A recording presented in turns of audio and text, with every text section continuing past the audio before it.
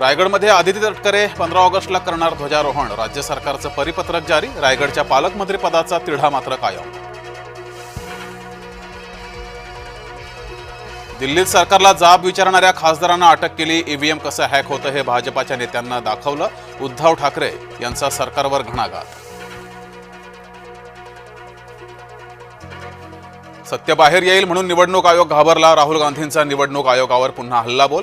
ताब्यात घेतल्यानंतर राहुल गांधी आणि प्रियांका गांधींची सुटका.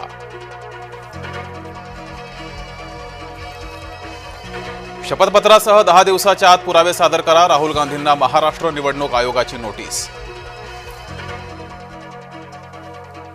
गोपीनाथ मुंडेंनी ओबीसी समाजाची मोठ बांधली. मात्र मुंडेंना मुख्यमंत्री करण्याचं स्वप्न अपूर्ण राहिलं. मुख्यमंत्री देवेंद्र फडणवीसांनी व्यक्त केल्या भावना. महादेवी हत्तीणी संदर्भात गुरुवारी होणार सुनावणी. महादेवीसाठी सरकारसह वनतारा सर्वोच्च न्यायालयात. गरज पडल्यास शस्त्र हाती घेऊ. जैन मुनींचं वक्तव्य. जैन मुनीच्या वक्तव्याशी सहमत नाही. मंत्री मंगलप्रभात लोढा यांचं वक्तव्य. नाशिकमध्ये शिवसेनेच्या बैठकीत राडा. अहिल्यानगर जिल्ह्यासंदर्भात बैठक. 2 गट आपापसात भिडले. शरद पवार गटाचा पदाधिकारी बैठकीत शिरल्याचा आरोप. पुण्यात कुंडेश्वर दर्शनाला जाणाऱ्या वाहनाचा भीषण अपघात. भाविकांनी भरलेलं वाहन 100 फूट खोल दरीमध्ये कोसळलं. 9 महिलांचा मृत्यू तर 20 जणांची प्रकृती गंभीर.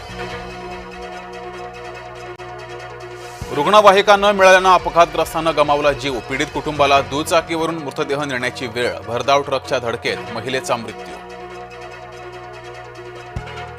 विठ्ठलाची पूजा हिंदीतून नाहीच. विठ्ठल रुक्मिणी मंदिर समितीकडून वादावर स्पष्टीकरण. मनसेचा आंदोलनाचा इशारा. ब्रह्मगिरी प्रदक्षिणेसाठी त्र्यंबकेश्वरात गर्दी. त्र्यंबकेश्वरात भाविकांची मांदियाळी.